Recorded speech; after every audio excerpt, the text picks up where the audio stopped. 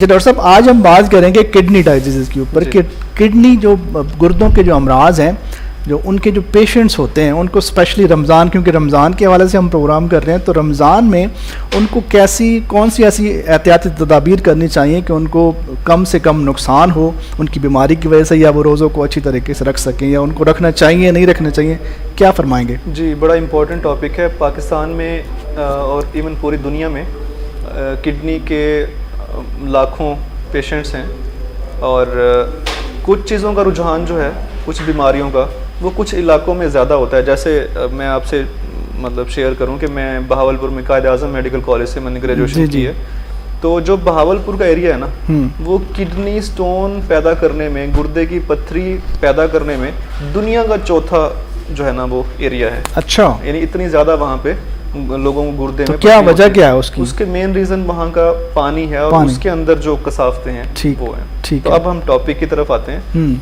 सबसे पहले तो हमें ये तय करना है कि हमें ये देखना है कि गुर्दे के फंक्शन क्या है, गुर्दा काम क्या करता है। तो गुर्दे का काम सफाई सुथराई का काम है। बेसिकली जो गुर्दे हैं वो एक छलनी की तरह काम करते हैं। जो हमारा जो ब्लड है उसको छानते हैं, उसमें से जो रॉ मटेरियल है उसको निकाल लेते हैं, ठीक है, और बाकी जो चीज़ें हैं वो मतलब पानी वगैरह वो खून में शामिल कर देते हैं। और जो मतलब रॉ प्रोडक्ट्स हैं, एक्सक्रीटरी प्रोडक्ट, जो फाजिल मादे जिनको हम कहते हैं, वो यूरिन के ज़रिए जिस्म से बाहर चले जाते हैं। आम रूटीन के अंदर हम लोग जो है जो पानी है वो इतना ज़्यादा हम कॉन्शियस नहीं होते, पी लिया तो ठीक है, अदरवाइज चल रहे हैं। सही।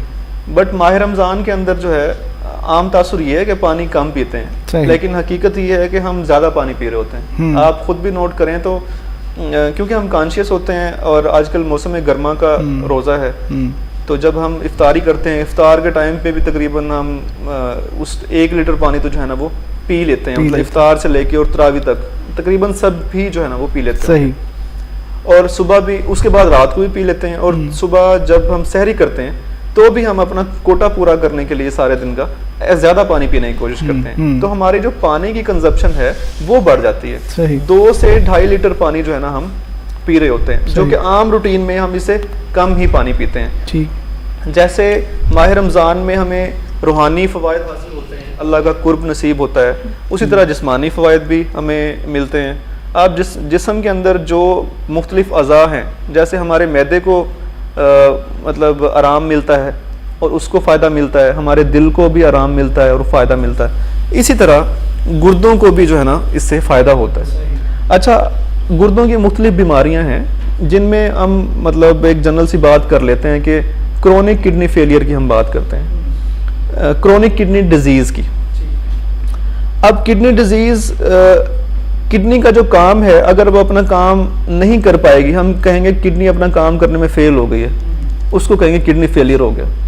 तो ऐसा पेशेंट तो वो मतलब डायलिसिस के बगैर नहीं रह सकता। फिर उसको आर्टिफिशियल जो मशीन्स हैं मुख्तलिफ, उनके ज़रिए जो है ना वहाँ से सफाई करके और उनके जो रॉ प्रोडक्ट्स हैं या जो फाजिल मादे हैं, तो वो आर्टिफिशियल मशीन के ज़रिए जो है ना वो निकाला जाता है, मतलब उनके जिस्म से सफाई की जाती है। तो ये तो आखिरी स्टेज हो गई जब क्रोनिक किडनी डिजीज़ की हम बात करते हैं। तो मुख्तलिफ डॉक्टर्स का ये कहना है कि जो फर्स्ट 2 स्टेजेस हैं, फर्स्ट स्टेज के अंदर जो गुर्दे हैं वो 90 to 100% यानी 90 से 100% अपना काम कर रहे होते हैं, यानी किडनी फंक्शन 90 to 100% होता है। जो सेकंड स्टेज है उसके अंदर 60 से 90% गुर्दे हमारे काम कर रहे होते हैं। तो हमारे जो फर्स्ट 2 स्टेजेस हैं, जिस पेशेंट को फर्स्ट 2 स्टेजेस की तक जो है ना इशू हो, यानी बीमारी अभी बहुत ज़्यादा बड़ी ना हो, तो वो रोज़े रख सकता है, उसको रोज़े रखने में कोई प्रॉब्लम नहीं है। तो हम पानी इवन जब ज़्यादा इस्तेमाल करते हैं, तो पानी ज़्यादा इस्तेमाल करने की वजह से जो गुर्दे हैं उनको फैसिलिटेशन मिलती है, उनको आसानी होती है किस चीज़ के लिए, जो उनका काम है वो करने के लिए। जब हम ग्रेड 3 की, स्टेज 3 की बात करते हैं, तो उसके अंदर जो गुर्दों का फंक्शन होता है वो 30 से 60% रह जाता है। तो उसके लिए जो है ना जो इस स्टेज 3 में मुब्तला हैं उनको डॉक्टर से मशवरा करना चाहिए, अपना जो यूरोलॉजिस्ट है उसे डिटेल में जो है ना चेकअप करा के और उससे पूछ के मुझे कितना पानी पीना चाहिए और कौन सी ग़िज़ाएँ जो है ना मुझे लेनी चाहिए। ठीक है। और क्या मुझे रोज़े रखने चाहिए कि नहीं रखने चाहिए। तो फर्स्ट 2 स्टेजेस वालों को इतना ज़्यादा इशू नहीं होता, थर्ड वाले से। और जो फोर्थ और फाइनल स्टेज है, मतलब फोर्थ स्टेज तो ये होती है जो गुर्दों का जो फंक्शनिंग है वो तकरीबन 30% से 45% तक रह जाती है। ठीक है। जो यानी 5th स्टेज है जिसको हम कहते हैं किडनी फेलियर हो गई, उसमें गुर्दों का जो फंक्शन है वो 15% से भी कम रह जाता है। सही। तो किडनी फेलियर में तो नहीं, मतलब आप रोज़ा नहीं रख सकते, बड़ा मुश्किल होता है। ठीक, हाँ ज़ाहिर बात है जी। जी। अब हम आ जाते हैं जो किडनी स्टोन्स हैं। आमतौर पे गुर्दों की पत्थरियाँ हमारे यहाँ काफ़ी ज़्यादा हैं, और गुर्दे की पत्थरी का दर्द जो है ना बैक साइड पे होता है, कमर का दर्द महसूस होता है वो।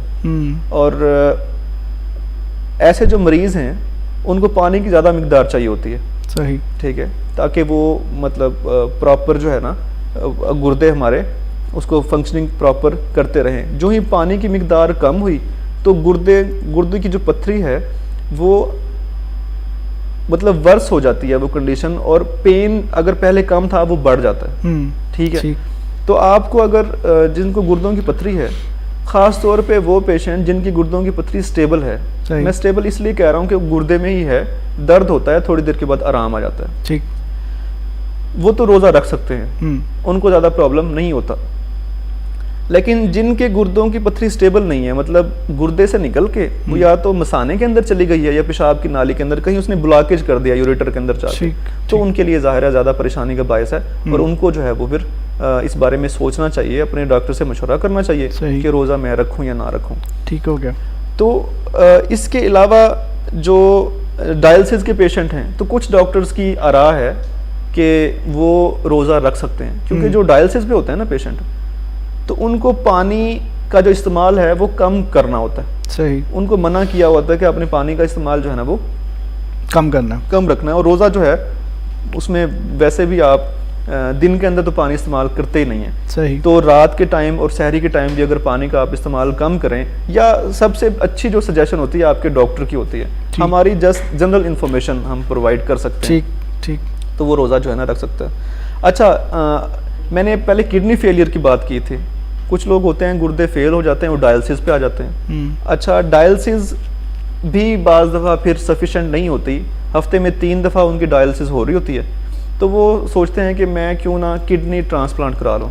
ओके। मतलब किडनी जो है ना वो अपने भाई का या किसी रिश्तेदार का वो चेंज करा लें, उस ट्रांसप्लांट करा लें।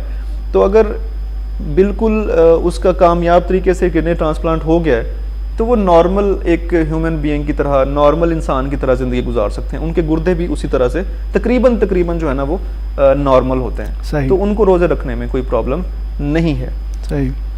अब हम आ जाते हैं कि गुर्दे ख़राब किस वजह से होते हैं, ज़्यादा जो प्रॉब्लम है। फिर वही बात, हम जो भी जिक्र करते हैं, डायबिटीज़ बीच में आ जाता है, शुगर बीच में ज़रूर आती है। शुगर जो है वो गुर्दे के अंदर जो खून की नालियाँ होती हैं उनको नुकसान दे रही होती है, और उनको नुकसान करने के बाद वो मतलब समझे गुर्दे आपके अफेक्ट होना शुरू हो गए हैं। इसी तरह ब्लड प्रेशर है, ब्लड प्रेशर भी आपकी जो गुर्दे की नालियाँ हैं खून की, उनको छोटी नालियों को डैमेज करता है, और गुर्दे जो है ना वो ख़राब होते हैं, बीमार ज़्यादा हो जाते हैं। अब जिस बंदे को डायबिटीज़ मेलाइटस है, ठीक है, शुगर है, उसके किडनी बेशक ठीक काम कर रहे हैं, उसको रोज़े रखने से पहले जाके एक दफ़ा अपने डॉक्टर से मिल लेना चाहिए कि ये प्रॉब्लम है जी, शुगर है, 10-12 साल हो गए हैं, तो अब मैं रोज़े रखूं कि ना रखूं, मेरा ज़रा किडनी के टेस्ट भी करा लें। सही। वो फिर किडनी के टेस्ट कराएंगे, उसमें यूरिन टेस्ट होता है और ब्लड टेस्ट होता है।